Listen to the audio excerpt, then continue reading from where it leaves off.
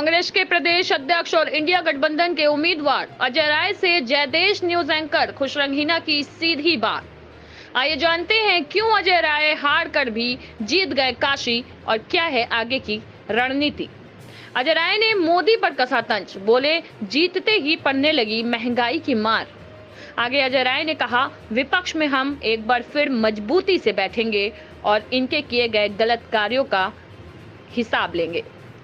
आइए जानते हैं ग्राउंड रिपोर्टर खुशरंग हीना की रिपोर्ट। नमस्कार, जयदेश न्यूज़ चैनल में आपका स्वागत है। वाराणसी से मैं खुशरंग हीना और आज हम पहुंच चुके हैं वाराणसी में अजय राय जी के आवास पे। ये वही अजय राय जी हैं जो कांग्रेस के प्रदेश अध्यक्ष हैं और इंडिया गठबंधन के प्रत्याशी रहे हैं और लगातार तीसरी बार प्रधानमंत्री नरेंद्र मोदी के सामने इंडिया गठबंधन की तरफ से वाराणसी से सांसद के लिए खड़े हुए थे और कांटे की टक्कर थी और अजय राय जी को मात्र 1.5 लाख वोट से शिकस्त खानी पड़ी थी। आपको बता दें कि अजय राय जी के घर पर हम ये जानने पहुंचे हैं कि आखिर उनके हार का कारण क्या था, क्या वाराणसी की जनता का कितना उनको प्यार मिला है और प्रधानमंत्री मोदी जी जो 1.5 लाख वोट से जीत चुके हैं वो इतनी कम मार्जिन से क्यों जीते, क्या मुख्य वजह रही है, क्या केंद्र सरकार में इंडिया गठबंधन सरकार बनाने में क्यों असमर्थ दिखाई दे रही है। वहीं इंडिया गठबंधन की अगर सरकार बनती है तो आगे की जो रणनीति होगी इंडिया गठबंधन की वो क्या होगी। ये सारी बातों को जानने के लिए आज हम वाराणसी में अजय राय जी के आवास पर पहुंच चुके हैं और अब हम डायरेक्ट उनसे बात करने की कोशिश करेंगे। और आज हम एक ऐसे मेहमान के सम्मुख बैठे हैं जिनसे हम आपको परिचय की कोई मोहताजगी नहीं है। आपको बता दें कि कांग्रेस के प्रदेश अध्यक्ष अजय राय जी और इंडिया गठबंधन के प्रत्याशी जो वाराणसी से प्रधानमंत्री नरेंद्र मोदी के सामने डट कर खड़े थे और उनसे आज हम बात करेंगे और उनसे ये जानेंगे कि कितनी कठिनाई हुई इस इलेक्शन में, जो उन्होंने दमखम लगाया, किस तरीके से उनकी तैयारियाँ थी और मात्र 1.5 लाख वोट से प्रधानमंत्री जीत चुके हैं और इसके बाद फिर भी हारने के बाद भी जो खुशियां मनाई जा रही हैं इंडिया गठबंधन में और भाजपा का जो चेहरा है वो कहीं ना कहीं उतरा हुआ दिखाई दे रहा है। इन सारी चीज़ों की मुख्य वजह क्या है, क्या लगता है कि केंद्र में सरकार जो एनडीए की बन रही है उसका क्या इफेक्ट होगा और इंडिया गठबंधन जीतते जीतते रह गई, उसका खामियाजा किसके सर जाएगा। ये सारे सवालों के जवाब आज हम कांग्रेस के प्रदेश अध्यक्ष अजय राय जी से जानेंगे। सर, हमारे चैनल में आपका स्वागत। जी धन्यवाद, बहुत धन्यवाद। जिस तरीके से आपने लड़ाई लड़ी, बनारस में लगातार तीसरी बार आप प्रधानमंत्री के सामने खड़े थे और बखूबी आपने अपनी लड़ाई लड़ी और फिर 1.5 लाख वोट से प्रधानमंत्री जीत चुके हैं, इस पर आप क्या कहना चाहेंगे? देखिए, मैं इतना कहना चाहूँगा, ये काशी की महान जनता हमारे साथ खड़ी रही और ये चुनाव जनता बनाम सरकार की लड़ाई हुई। जो सरकार में बैठे प्रधानमंत्री जी जो बड़ी बड़ी बात, बड़ी बड़ी घोषणाएं, झूठे प्रचार, आत्ममुग्धता वाला काम, अपने ऊपर गुलाब के फूल की वर्षा, ये सब चीज़ों को देखकर जनता बहुत ही दुखी थी कि भाई एक तरफ तो लोगों की महंगाई चरम पर है, बेरोजगारी चरम पर है और लोग परेशान हैं और ये गुलाब के फूल की वर्षा करा रहे हैं। खाने को नहीं है लोगों को, अस्पताल में इलाज कराने के लिए पैसे नहीं है, दवा खाने के लिए नहीं है। तो ये काशी की जनता चुनाव लड़ी और काशी की जनता का आशीर्वाद मेरे साथ रहा। निश्चित तौर से जो भारतीय जनता पार्टी और मोदी और योगी ने कहा था 10 लाख पार, 10 लाख पार तो छोड़ दीजिए, जो पिछली बार 4.25 लाख की जीत थी वो घटकर 1.5 लाख पर आ गई। तो ये जनता का स्नेह, जनता का आशीर्वाद मेरे साथ। मैं तो एक प्रतिनिधि के तौर पे, एक प्रत्याशी के रूप में खड़ा था। काशी की जनता ने हमारे ऊपर विश्वास किया, हमको आशीर्वाद दिया। मैं हृदय की गहराई से धन्यवाद ज्ञापित करूंगा और निश्चित तौर से हमारे परिवार के लोग, घर के लोग, जिन्होंने मुझे इस लायक समझा कि मैं प्रधानमंत्री के सामने मजबूती से मेरा साथ दिया, उनको मैं दिल की गहराई से धन्यवाद देना चाहूँगा। जैसा कि केंद्र सरकार में सरकार एनडीए की बन रही है और इंडिया गठबंधन की नहीं बन रही है, इसकी खास वजह क्या रह गई? क्यों इतना लड़ाई लड़ने के बाद भी कुछ कदम पीछे रह गए इंडिया गठबंधन वाले? देखिए, ऐसा है, पहली बात तो मोदी जी ने कहा था कि मोदी की गारंटी मेरी गारंटी है। मेरे चेहरे पर तो वो चेहरा तो ख़त्म हो गया ना। अब ये एनडीए की सरकार हो गई, अब मोदी सरकार ख़त्म हो गई, अब एनडीए की सरकार बन रही है। तो इंडिया गठबंधन ने तो कहा था कि ठीक है, अब एनडीए की सरकार बन रही है, तो इंडिया गठबंधन ने तो कहा था कि ठीक है भाई, हमें अगर जनता मैंडेट देगी हम काम करेंगे। जनता ने आज ये मोदी को भी मैंडेट नहीं दिया है, आप देख सकती हैं कि मोदी को मैंडेट नहीं है। ये ज़बरदस्ती सरकार जो बना रहे हैं जोड़ तोड़ करके, मुझे नहीं लगता है कि ये कोई सफलता इनको मिल पाएगी। जो महंगाई, बेरोजगारी, जो देश की मूल चीज़ें हैं, जो देश के अंदर आज हर व्यक्ति परेशान है इन सब चीज़ों से, बेरोजगारी से परेशान है, सारे काम धंधे ठप पड़े हैं, वो इनके बस का नहीं, क्योंकि ये कॉरपोरेट के आदमी हैं, कॉरपोरेट का काम करेंगे।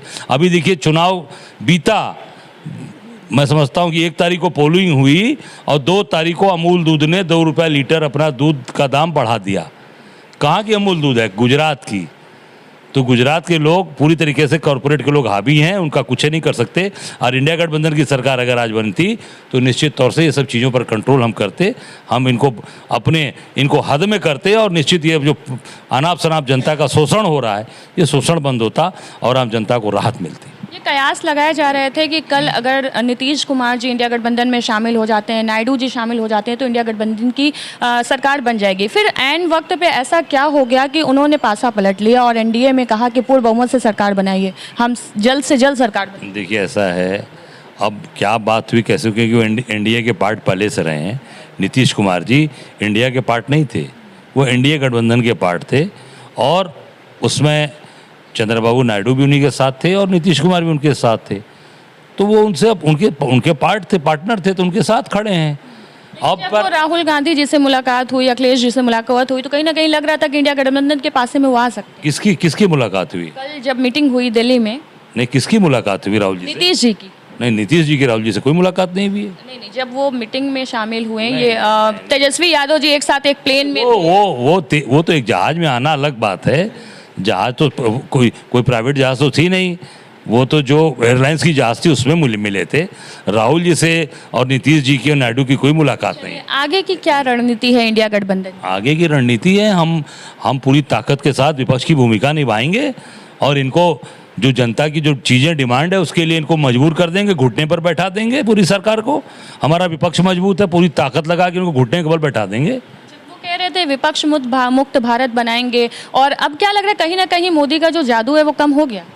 अब जादू बनारस में आप देखिए ना, बनारस में ही जादू उनका ख़त्म हो गया, तो प्रदेश की बात छोड़ दीजिए, यहीं पर उनका सारा जादू उतर गया। यूपी में 80 सीट की बात होती थी उनकी। आप बोलते थे ना 80 में 80, 400 पार, 10 लाख पार, सब फेल हो गया। 10 लाख पार भी फेल हो गया, 400 पार भी फेल हो गया, 80 में 80% हो गया।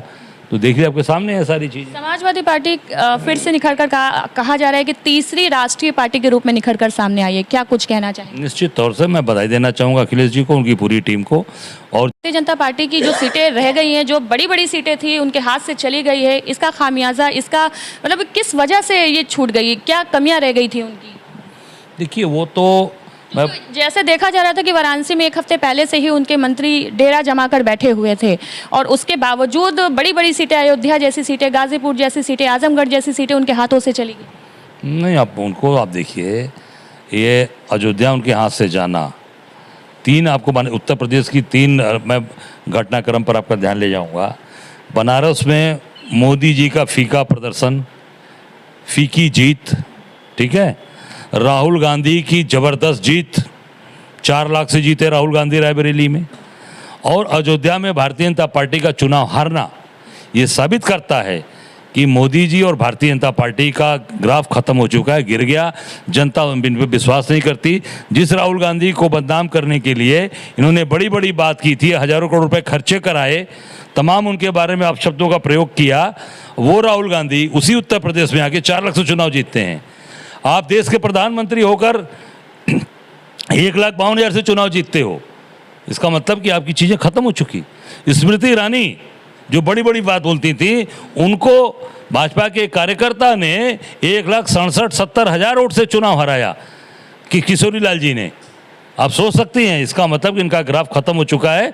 जनता का विश्वास अलायंस पे और पूरी तरीके से इंडिया गठबंधन के साथ खड़ा हो गया। नो डाउट कि जिस तरीके से प्रदर्शन इस बार हुआ चुनाव में, 2 दिन लगातार काउंटिंग, 2 दिन सरकार बनने में इतना जोर टाइम लगा, तो क्या लगता है जनता अब जागरूक हो चुकी है? जनता को ये पता है कि किसे जिताना चाहिए, किसे गद्दी पे बैठाना चाहिए, लेकिन उसके बावजूद जनता ने उनको एक बार मौका दिया, इस पर क्या कहें? नहीं, मौका नहीं दिया, मैंने कहा ना कि तीसरी बार प्रधानमंत्री मौका नहीं दिया है।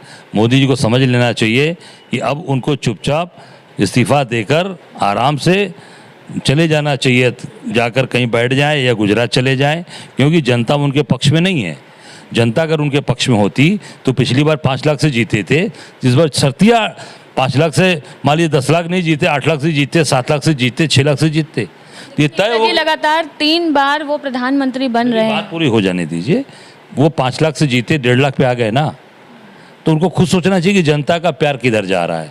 दूसरी बात, इसी उत्तर प्रदेश से अभी आप लगातार जीत रहे थे, इसी उत्तर प्रदेश से आप लगातार अब सीटें हारना शुरू कर दिए आप, तो आप देख सकते हैं कि इनका ग्राफ लगातार गिरता जा रहा है। ज़बरदस्ती अब जोड़ तोड़ करके प्रधानमंत्री बन जाइए, पर मुझे लगता है कि जो दमदारी से काम करना चाहिए या जो चीज़ें महंगाई बेरोजगारी पर बात करनी चाहिए उस पर आप बात नहीं कर रहे हैं। आप अभी शपथ नहीं लिए, अमूल ने 2 रुपये लीटर दूध बढ़ा दिया, ये क्या है? इसका मतलब कि कॉरपोरेट से और अपने गुजराती मित्रों से, जो लगातार हम लोग कह रहे हैं, गुजराती मित्रों से लगातार आपकी साठगांठ है, और आपके लोग आपको आप उस खुद आपने उनको प्रश्रय दिया, इस नाते वो दाम बढ़ा रहे हैं। इस लोकसभा चुनाव का असर विधानसभा में देखने को मिलेगा इस बार? देखिए, आने वाला समय निश्चित तौर से पूरे देश से भारतीय जनता पार्टी की विदाई है, अभी चले जाएंगे। विशेष रूप से उत्तर प्रदेश की जनता जाग गई, महंगाई बेरोजगारी पर, भ्रष्टाचार पर, माँ गंगा का इशू, जो माँ गंगा के आप पुत्र बता रहे हैं, उसमें आप देखिए गौ माता की लाश तैर रही है, उसमें नाले गिर रहे हैं। तो ये सारी चीज़ों को राम अयोध्या जो हुआ तो 500 साल का कलंक दूर कर दिया। अयोध्या चुनाव हार गए, क्यों हार गए?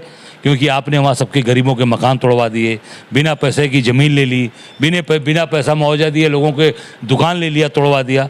तो जनता पेट पे लात अगर आप मार रहे हो तो उसका खमियाजा आपको भुगतना पड़ेगा। जनता ने हरा कर दिखा दिया कि पहले हमारे लिए भगवान हमारा आस्था का केंद्र है, पर भगवान के साथ साथ रोटी कपड़ा और मकान भी हमको चाहिए। हमारे बच्चे कहाँ पढ़ेंगे? एक आखिरी सवाल आपसे करेंगे, जैसे कि कांग्रेस ने वादा किया था महिलाओं को कि 1 लाख रुपए उनके अकाउंट में जाएंगे साल के, लेकिन कुछ महिलाएं जो हैं अभी से ही कांग्रेस के कार्यालय पर जा रही हैं और वो फॉर्म लेकर, गारंटी कार्ड लेकर के पहुँच रही हैं। ज़्यादातर जिलों में देखने को मिल रहा है, इस पर क्या कहेंगे? देखिए, ऐसा है, वो कब बोला गया था? जीतने के बाद बोला गया था, लेकिन फिर भी महिलाएं पहुंच रही हैं। इसलिए कि देखिए, जीतने के बाद बोला गया था कि सरकार हमारे बनेगी तो हम आपको निश्चित तौर से आपको ये हम सुविधा देंगे। हम सरकार तो नहीं बना रहे हैं, मोदी जी बना रहे हैं। अब मोदी जी से 15 लाख रुपए वाली मांग करनी चाहिए जनता को कि भाई जो पुराना आपने कहा 15 लाख रुपया वो कहाँ गया, उस 15 लाख को दीजिए। जनता इसकी डिमांड कर रही है। ये सब भारतीय जनता पार्टी की चाल है। भारतीय जनता पार्टी के लोग जानबूझकर उकसा कर ये करा रहे हैं, लोगों को भेज रहे हैं। धन्यवाद। तो ये थे हमारे साथ कांग्रेस के प्रदेश अध्यक्ष अजय राय जी ने। उन्होंने बखूबी अपनी चीज़ों को एक्सप्लेन किया और उन्होंने बताया कि जिस तरीके से जीत हुई है इंडिया गठबंधन की, जो भारतीय जनता पार्टी की, तो वो सरकार बनाने में अकेले नाकाम थे अपने ऊपर, लेकिन फिर भी ये गठबंधन करके एनडीए की सरकार बना रहे हैं और विपक्ष में फिर से ये मजबूती से बैठेंगे और फिर से उनके मुद्दे पर सवाल उठाएंगे। वाराणसी से कैमरामैन इरशाद अहमद के साथ मैं खुशरंग हिना। धन्यवाद।